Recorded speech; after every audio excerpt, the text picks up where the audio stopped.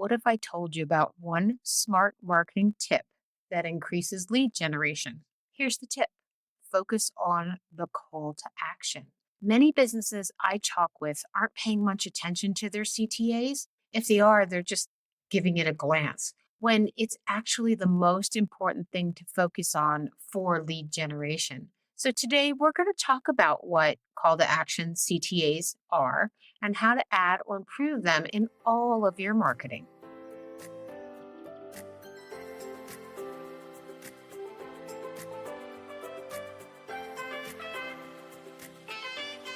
Inkyma's Marketing Strategies is a podcast for small business owners hosted by Audrey Kirchner, co-founder and chief marketing strategist at Inkyma, helping you navigate the world of marketing so that you can market your business in the right way, see growth, and thrive regardless of the industry you're in. To learn more about Inkyma and what we do, ask a question, or schedule a marketing evaluation, go to the website inkyma.com. That's INKYMA.com. Listen to the show on your podcast player of choice, the Inkyma website, or the Inkyma YouTube channel. Just search for Inkyma Marketing Strategies and you'll find what you need.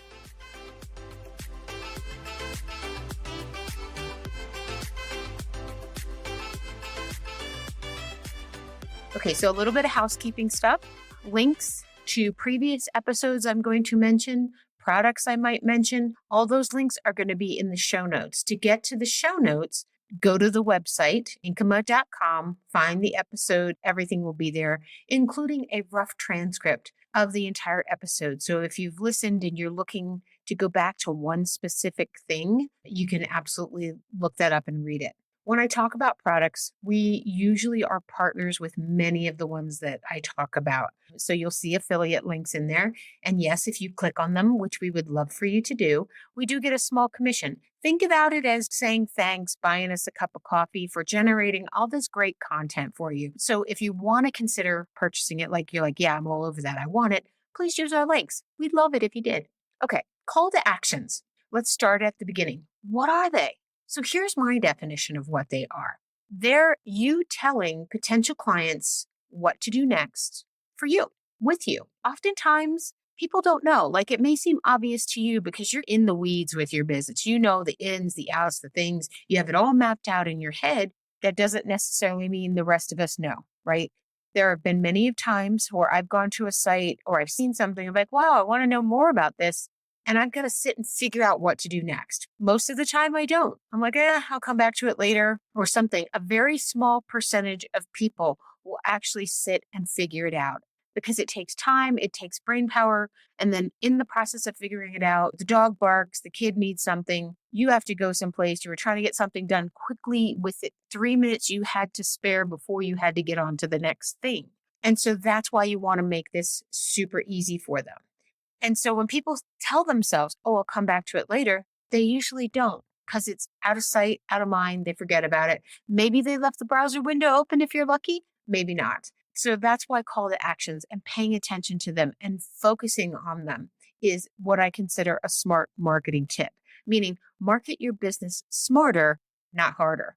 Just by focusing in on these, you can actually make a difference. So make it easy for them to know what to do next. You tell them. So there's two types of calls to action. What I call a primary call to action, which is that tell them what to do next so they can become a customer, right? Reach out, do the things. The secondary call to action, which sometimes either people don't know what a secondary call to action is, or they're doing it, but they don't know why they're doing it. And simply the biggest, best secondary call to action is having a newsletter sign up. These are for the folks that are not ready to buy today. They are not ready to talk today. They don't have any questions right now, but they know they're probably going to need you in 3, 6, 9, maybe even 12 months. Or they want to know more about you, or they're like, let me sign up for this thing and see what happens, right? They're curious because they like what they've seen so far. And what the secondary call to action of the newsletter does is it allows you to stay in front of them in their inbox, visually show your logo, show your name, give them helpful information until they are ready to reach out for a primary contact. So both are important because the primary call to action is a lead for you to talk to now. The second is for a lead you nurture so that you can have the conversation later when they're ready, right? And this mix of now and later is really where business growth comes from so that you're always having people to talk to. So now let's talk about the types of call to action because there's different ones. And depending on if you're a service-based business or an e-commerce business, they're going to be different. In the show notes, there is links to the episodes that I have on tracking leads for both service-based businesses and e-commerce businesses. So I definitely recommend checking those out. So for service-based businesses, call to actions are call us, fill out a form, schedule an appointment, text us, or go to a location for an event. You might be someplace you want people to come meet you there. You update your call to actions. E-commerce, you guys pretty much have this down because the call to action is to buy. You have products listed, they buy them, automation happens, things get shipped out. Others could be come to the store, right? If you have a brick and mortar or a pop-up or someplace where you actually sell in physical person, or go to a location for an event, as all types of businesses want the secondary call to action to be the newsletter, right? Sign up for our newsletter. If you are an e-commerce company and they aren't ready to buy right now, you do want to get their email information so that you can keep reminding them, hey, you stopped by, you did these things. But it's better to educate them with a newsletter. You can use texting, right? Sign up for texting service, but just be really careful. It's got to be a really good offer and service, and it's got to be short. And then you've got to make sure you do the things to make sure your name shows up and not a telephone number, and that it feels kind of creepy. So texting has a long way to go, and you got to have a really great idea in order for it to work right. And then another call to action is that if you write blog articles, you want to make sure that in the articles, not only do you put your primary call to action, which we'll talk about in a minute, but you also want social media share buttons. So if someone liked the article, give them the ability to easily share it on their social media accounts. So now let's talk about where you're going to put these call to actions now that we know what they are and what they're for. You want one to be your primary, right? You could have multiples. You don't have to have them all. And only use the ones that you really want and that you don't mind people reaching out to you that way. So if you don't want phone calls, if you don't like phone calls, then don't put your telephone number front and center in all the right places on your website. Because if you do that, they're going to call you. If you would prefer them to schedule an appointment and only start talking to them after that, that's totally fine. You decide how you want people to reach out to your business because it is really different for every kind of business. Me personally, my telephone number is nowhere to be found on my website. I don't even put it in the footer. I don't want phone calls. What I want is if someone really wants to talk about marketing their business, I want to have time to understand who they are. I want a set amount of time to talk to them so I can have a real conversation with them. It's not a quick thing. It never is. So it is okay to have more than one. If you do have more than one, pick your main one and consider the others backup. And then where we want to put them. The simple answer is everywhere. But let's break that down a little bit so that you're not just like stuffing them in the nooks and crannies and that kind of thing. Let's start out with the website. So you're going to stick with that primary one and put it in the main key places at the very top of your website. So that is the top right corner and somewhere in or below the hero image and message. Those are those top areas, that top right corner. Any type of heat map you see for a website, and it's been like this for ages, that is where our eye is drawn to when we first get to a website. So please don't put your social media icons there. You put your call to action there. And one of the reasons why is that more than 90% of visitors who actually read your headline, which if you keep it short in the hero image, they're also going to read your CTA copy. So you're laying the groundwork. So if your CTA is to schedule an appointment, and they see that, they're like, oh, they want me to schedule an appointment. Oh, and then they're talking to me about my problem and that they have a solution. And as they keep going down, they already know what you want them to do. And they already know what it is you're going to do for them. And that's really powerful stuff. They're going to keep looking. Some are actually going to start right there and they don't even have to scroll. Another thing you want to do is in that instance of language for the call to action. That's really important too. Statistics show us that using first-person phrasing increases click-through rates by 90%. So instead of having your button say schedule an appointment, you want it to say schedule my appointment. That right there alone will increase your click-through rates if they're ready. Like it could be that one little thing that just tips them over the edge because it gives them ownership, right? Oh, it's my appointment. Okay, I need to schedule that. And then use buttons when possible. You're not always going to be able to use buttons. They might not look right, but where you can use buttons, because that actually increases click-through rates by 42%. And if you can't use a button, then make the text big and bold. Don't just put a link in there. Make it so that it's eye-catching so that they can see it. And then you do want to have this one primary call to action in other places on your site as well. Every page should have it. So if it's in that prime spot in the upper menu, you've got that covered, but you want it in the body of all your pages as well. So on the home page, if you list your main services, you want a call to action button there with those, right? Because they're reading through. And the idea is, oh, yeah, I want that one. Okay, I'm going to do the call to action now. And then if you add a 3-step process of how easy it is to work with you, put it there as well as the button. And then if you have service pages on your about page, you want to put them in appropriate places there as well. So by each logical grouping of services, you want to put your call to action button there. And then on every page, you should have a footer. And in that footer, that's where you want to put all those backup ones. You should always have your contact form in your footer on every page. And if the contact form, filling it out, is your primary call to action, then the button should link down to that, right? So that don't say, go fill out the contact form. It should say, fill out the contact form. And then when they click it, it takes them right to the contact form. Again, making it as easy as possible. And if you are going to accept phone calls, put your telephone number there as well. Then in your blog articles, like I said before, you want those social media share buttons. Let the audience who reads your content help you share. And then every article should have your CTA in it. It should finish it up.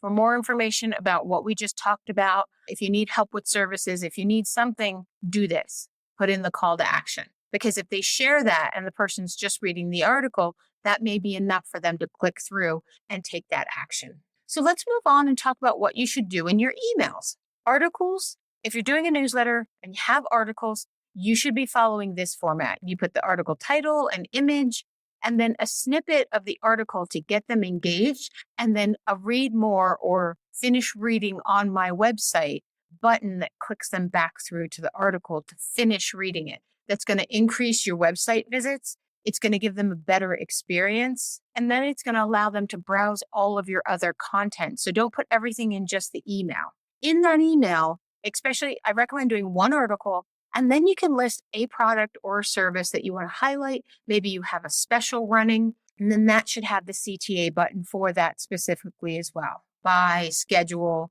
call us.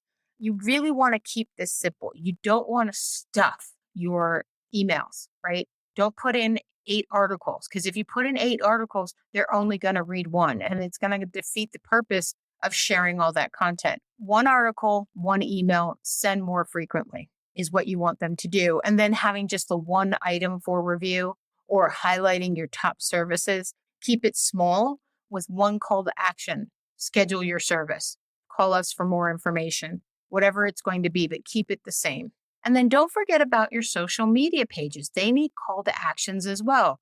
You're not just there sharing information, you're really sharing information to generate leads. So make sure you have call to actions on all your social media pages where they let you put them. So Facebook actually has a dedicated button at the top where you can actually customize your call to action. It can be a call, it can be a schedule, all sorts of things. I don't recommend going to the website, right? You want it to be a real call to action. Don't make them go to your website to then go and do the real call to action that you want. In others like Instagram, you have little areas where you can put a description. Don't just put a description, put your call to action in there. This is what we do. Here's what you can do next. If your call to action is to schedule an appointment, put the language in there in such a way that, we provide furnace service cleaning. Schedule your appointment for your service, because usually they have a dedicated spot for your website. So you don't need to reiterate that. Be very specific here. And now finally, let's talk about what you do in person and on your print materials or other things like your vehicles or other types of materials that you have that you typically brand. You not only want to brand those, but you also want to have your call to actions there. And in this instance, for all of these, QR codes are your best friends. They're what moves people from that in-person tactile experience into the digital format, which is much easier for us to consume and contact. Because if you think of calling, filling out a form, scheduling an appointment, those are all digital-based services so that we have automation associated to them. But it's very hard to do that in print. But with QR codes, we can absolutely do all of it. So let's talk about your print materials. We're talking about business cards, flyers, the side of your truck. Here's where you use a QR code to get them to fill out a form on your website or to schedule that appointment or even to call you. So don't make them type this stuff in. Don't put your URL link and say, go to our website. Don't say schedule an appointment and throw this link in there. Give them a QR code.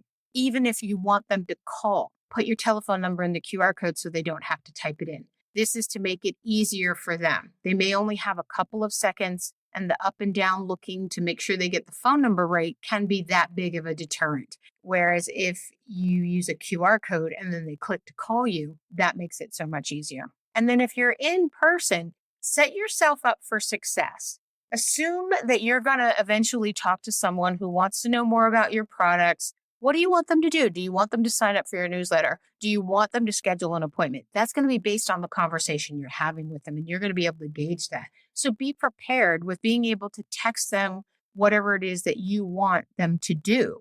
Please don't tell them to go look you up. Oh, this is my company name. Go look at our website. It's never going to happen. Or if it does, it's going to happen a lot less infrequently if you engage them with their mobile device right in that moment. One thing I really like and that I use, it's a product called Dot Card. There's a link in the show notes for it. But basically what it is a card, and it has a QR code on it.